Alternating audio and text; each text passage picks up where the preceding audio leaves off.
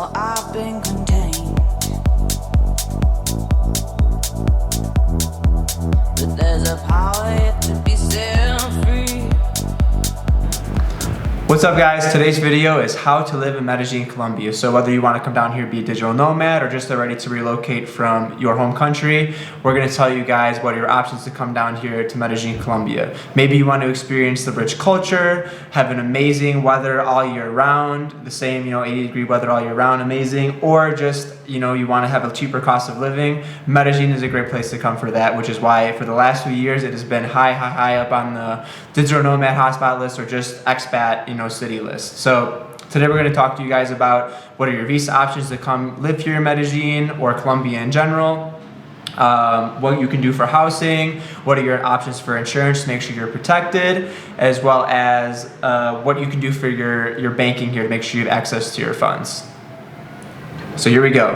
Okay guys, so first things first before you move abroad is you've got to figure out your visa situation. So luckily for most people coming to Colombia, you're going to get 90 days of a tourist stamp when you just get here. You don't need to get a visa ahead of time. Then you can also extend that 90 days to get 180 days in the country, and they usually give it to you. Sometimes they give you a little bit less depending on who the visa officer is. So what most people do is they come here to Colombia and get at least 6 months visa free throughout the year. Now if you want to extend beyond that 6 months, there's a bunch of visa options, so we're not going to go over all of those today here obviously, but we'll go over some of the most common. So first of all, probably the most common one for most digital nomads that just want to extend their visa while they're here in Colombia for not a super long-term time, but at least like, hey, I want to be in Colombia for a year or two, is the student visa. So this is really easy to get. You can get it if you want to study Spanish for 3 months to up to a year. You can apply for the student visa. You have to go and find a qualified university. Usually they can help you with that whole visa process, but after the tourist stamp, that's probably the most common of the visa types. También hay una visa súper buena para las personas que tengan dinero para invertir. Hay muchas visas como para la gente que invierte, pero la más común es una que si tienes 350 millones, lo puedes invertir en propiedad raíz y ya tienes tu visa que te sirve durante un año. O también la visa de matrimonio, que si conoces a alguien y te enamoras, te casas con esa persona y te dan 3 años de beneficios donde puedes trabajar y también ahí puedes empezar el proceso para tener una ciudadanía.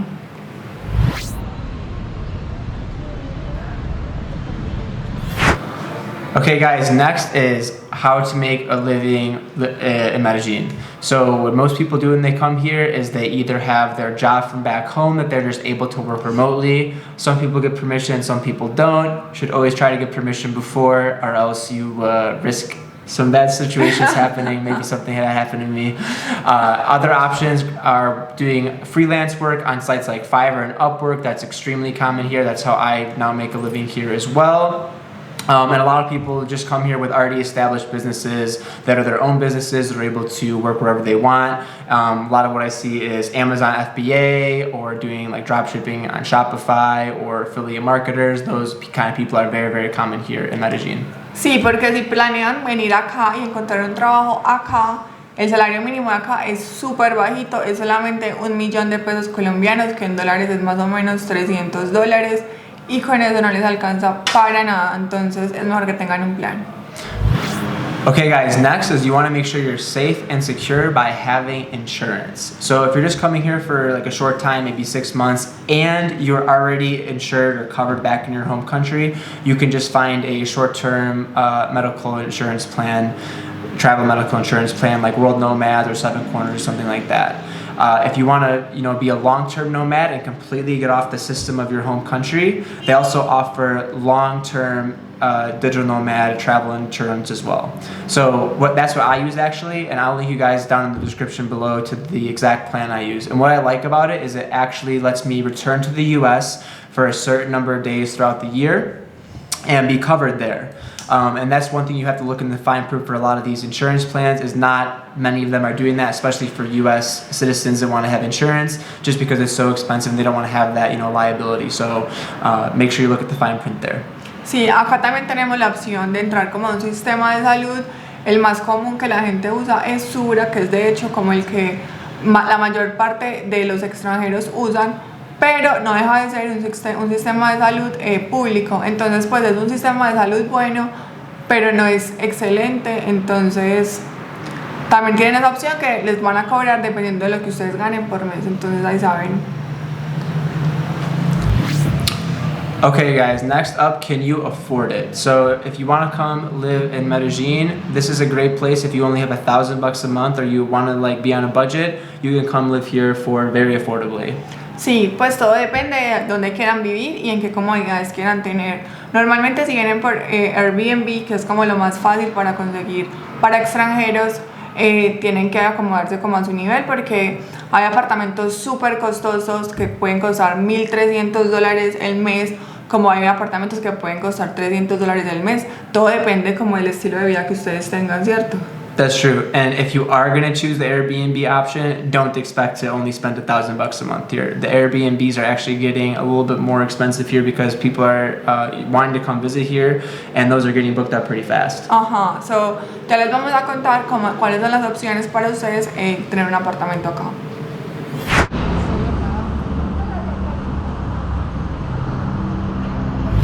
Bueno, para rentar un apartamento acá hay dos opciones. La primera sería por Airbnb. Yeah, so what a lot of people do when they get here is they start by getting a month-to-month Airbnb. That's what I did. I came here and used my first 3 months to kind of figure out which neighborhoods I liked by getting 3-month leases or 3 month-to-month leases on different Airbnbs just to explore the area. So that's not gonna be cheap, but it is like a great option to like explore the area and then figure out what you want to do. Sí. Y la segunda es rentar un apartamento por medio de agencia. En las agencias normalmente hay apartamentos desocupados, o sea, sin nada. O hay algunas, pero no son tantas, que tienen apartamentos ya amoblados. Entonces normalmente lo que les van a pedir en las agencias es un codeudor, la fotocopia del pasaporte y como extractos bancarios. Pero como ustedes no van a tener un codeudor, que es la persona que se va a hacer responsable si ustedes no pagan, normalmente les van a pedir que paguen un monto por el apartamento, y igual tienen que seguirlo pagando mes a mes, o sea que no es un monto descontable de la arriendo que ustedes tienen que pagar. Entonces tienen que tener pues como un seguro de plata guardado para rentar ese apartamento y tener seguro que van a pagar mes a mes, porque si no les van a quitar esa plata. Okay guys, banking, because you need access to your money, right? So if you're from in the US, one of the best options is a Charles Schwab account because they pay you back all the foreign transaction fees. If you're international, another great option is a Wise bank account, which you can actually use to send money back and forth between countries and hold money in different currencies.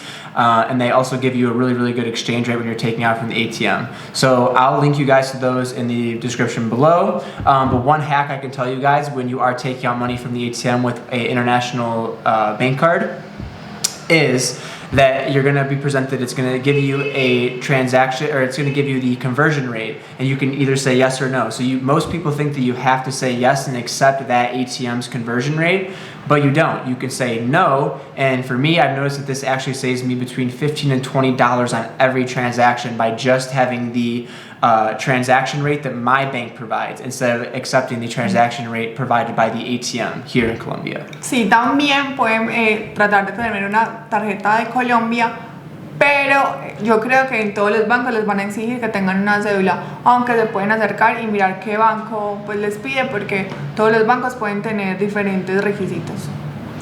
Yeah, so really the best option for most people, especially if you don't want to really be doing business in Colombia, is to just get like an international card that can be used here.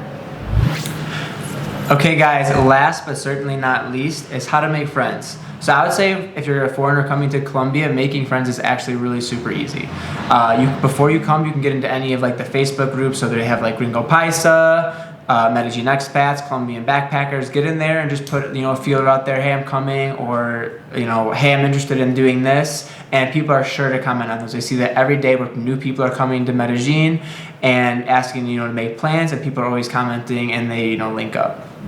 As well as there's within those groups you can actually find access to other smaller groups with like your actual interests. So maybe you want to be in a language exchange, play basketball, go hiking.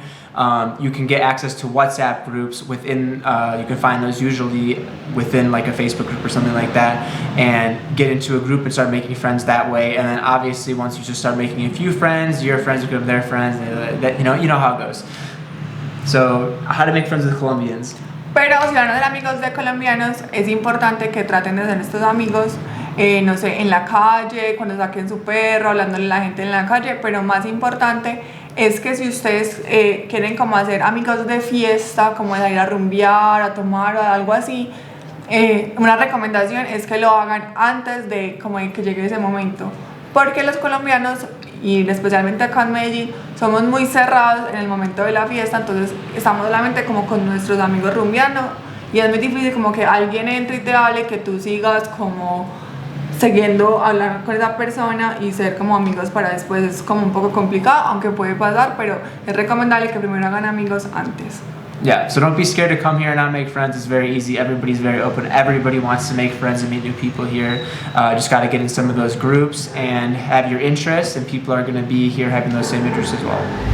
Okay guys, we hope that our video, I hope you got value from it. I hope that this video helps you guys, move down here to Medellin if that is your dream. It is an amazing place to live, or anywhere in Colombia in general. It's just a wonderful country. And especially even if you just want to be a digital nomad and get around to other places, exploring other cultures is, part of the one of the best things you can do in life. So definitely get out there and just make it happen. Sí, chicos, no se queden con el sueño, vengan a vivir acá. Y si les gustó nuestro video, suscríbanse y denle like. Chao.